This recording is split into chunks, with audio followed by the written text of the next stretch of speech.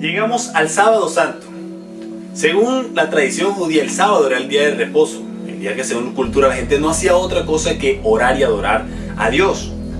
De hecho, es tan así, esta cultura está tan arraigada que en la Biblia encontramos muy poca información de lo que sucedió durante aquel sábado santo, durante aquel primer sábado santo. Pero en el capítulo 27 del libro de Mateo podemos encontrar al menos 5 versículos que nos dicen o nos dan una luz de aquello que pudo estar pasando durante ese día. El verso 62 del capítulo 27 nos dice: al día siguiente, después del día de la preparación, o sea, después del viernes, los jefes de los sacerdotes y los fariseos se reunieron con Pilato.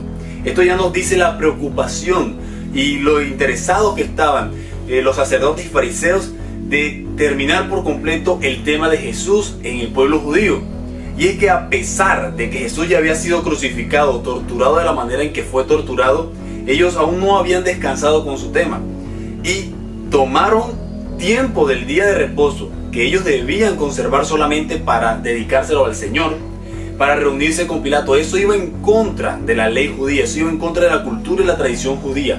Así de preocupados estaban ellos, que siendo quienes debían enseñar eso al pueblo, quienes debían con su ejemplo aplicar, ser coherentes con lo que la Biblia, lo que su ley escrita decía, ellos lo pasaron por alto, lo obviaron por completo para reunirse con Pilato debido al tema Jesús.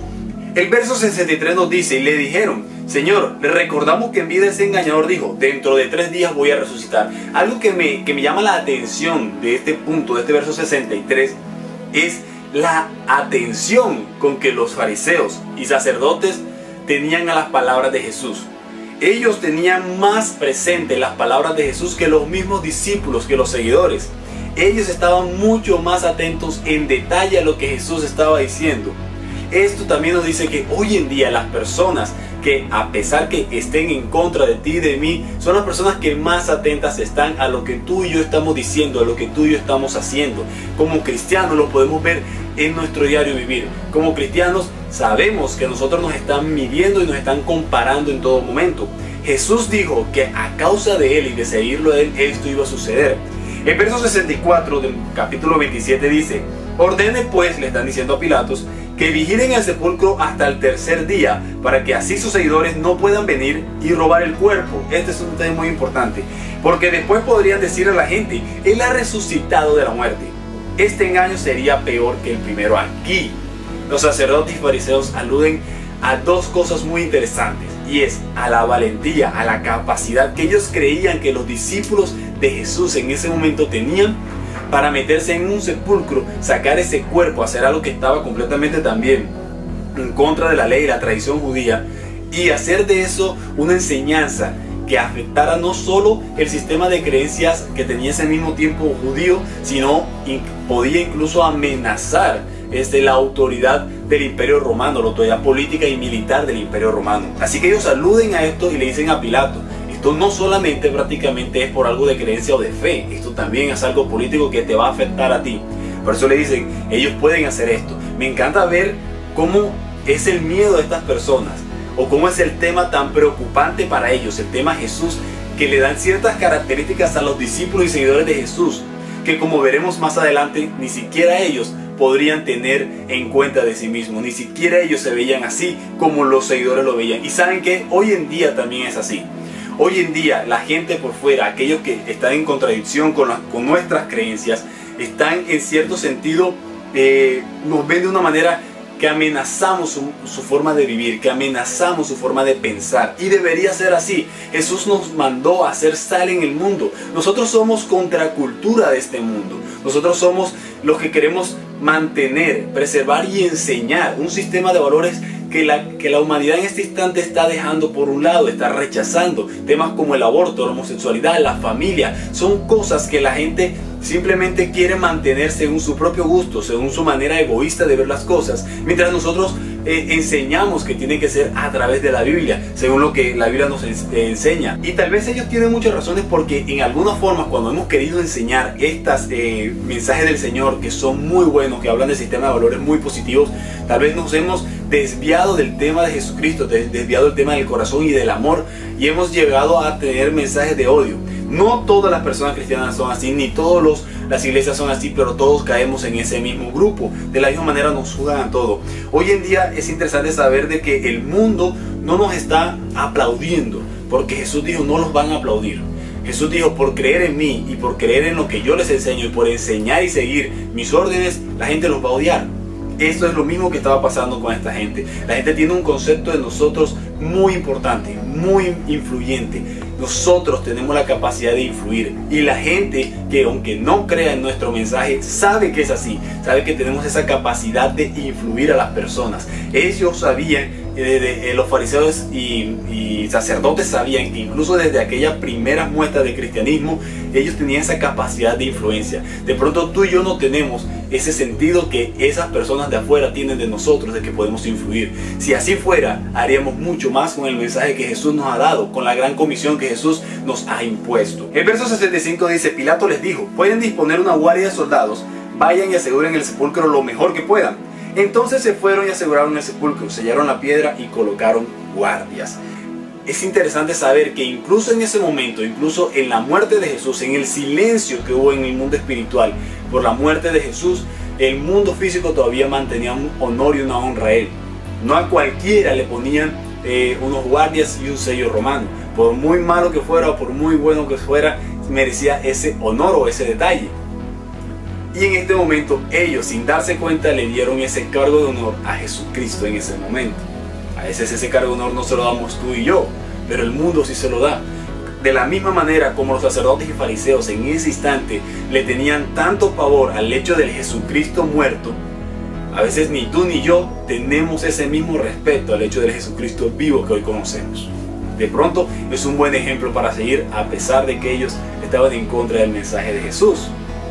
Quizás es un buen ejemplo para seguir hoy este sábado santo.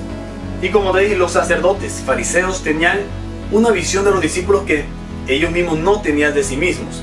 Ellos creían que los discípulos eran capaces de meterse en el sepulcro, robar el cuerpo de Jesús y hacer una doctrina de enseñanza de eso que fuera en contra de la tradición judía y en contra del dominio romano. Pero el versículo 19 del libro de Juan, del capítulo 20, nos dice que los discípulos no estaban realmente interesados en hacer esto, aunque no es un verso que está relatado en el día sábado, porque como te dije, la información que tenemos del día sábado bíblica está en los versículos anteriores del libro de Mateo. Este libro nos da unas luces de cómo estaban realmente, de lo que estaban sintiendo realmente los discípulos en ese momento. El verso dice, esa misma tarde del primer día de la semana, o sea del domingo, los seguidores cerraron las puertas del lugar donde estaban, porque les tenían miedo a los judíos.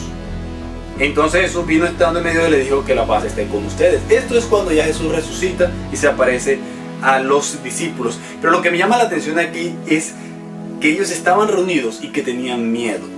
A pesar de que los sacerdotes dijeran que estas personas eran capaces de ir al sepulcro y robar el cuerpo de Jesús y hacer de eso toda una revolución cultural, política y militar en su época, en su territorio, esta gente realmente tenía miedo. Esta gente realmente no sabía qué hacer.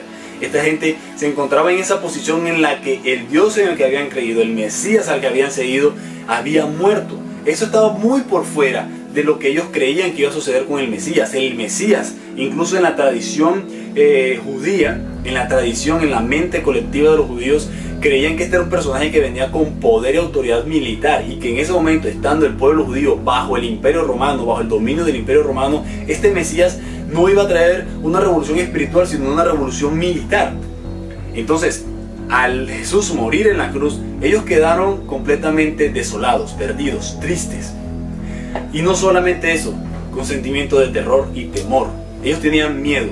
Tenían miedo literalmente porque sabían que ahora, por ser ellos seguidores de Jesús, las autoridades judías, los fariseos y sacerdotes, los iban a buscar a ellos. Y muy probablemente, como sucedía, iban a usar el poder político, el poder militar, para también perseguirlos. Así que ellos debían estar escondidos. Si no tenemos otra luz, sabemos que ellos tenían miedo, sabemos que ellos estaban con miedo.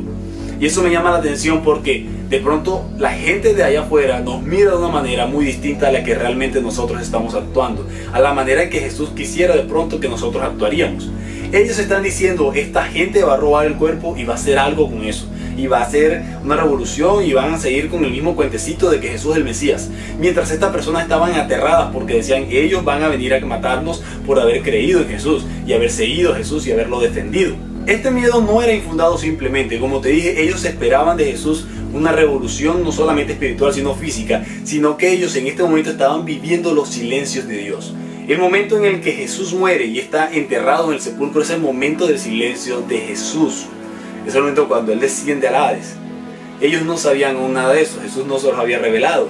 Pero ese momento de silencio, igual que a ti y a mí, nos deja en un lugar que no conocemos. Nos deja en un lugar solo, un lugar oscuro. A veces estamos esperando la aparición de Jesús, a veces estamos esperando la respuesta del Señor. A veces el silencio nos apabulle tanto que nos quedamos inmóviles, nos quedamos aterrados.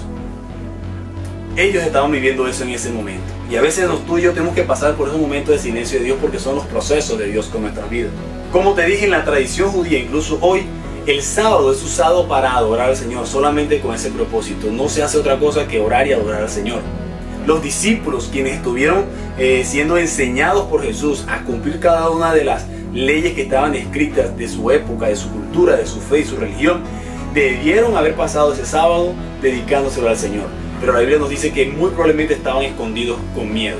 El miedo no nos permite adorar a Dios. El miedo no nos permite exaltarlo a Él. Nosotros debemos ponernos sobre el miedo para entender que Dios está sobre todos. Dios está sobre todo miedo, sobre todo temor. Otra cosa que me llama mucho la atención es que a pesar de que ellos, los discípulos, fueron los que estuvieron 3 años al lado de Jesús, quienes recordaron mejor las palabras de ese Jesús fueron los sacerdotes y fariseos al llegar donde Pilato a pedirle que pusiera guardias en el sepulcro, porque Jesús había dicho que Él iba a resucitar en 3 días. Pero de la misma manera como los fariseos lo recordaron o los discípulos lo olvidaron, hoy debemos tener en cuenta en las palabras de Jesús aquello que Él nos ha dicho para que nosotros podamos seguir nuestro camino, aquello que Él nos dice en la intimidad para que podamos seguir hacia adelante. Mi nombre es Marlon Ávila y esto es Desde la Azotea. Espero que este contenido te guste. De esa manera tú nos puedas dar un like y además lo puedas compartir para que otras personas también puedan conocer de esta maravillosa semana en la que Jesús se entregó por ti y por mí en aquella cruz. Recuerda que aquello que Dios te esté diciendo en la intimidad, por favor ve y grítalo desde las azoteas. Dios te bendiga.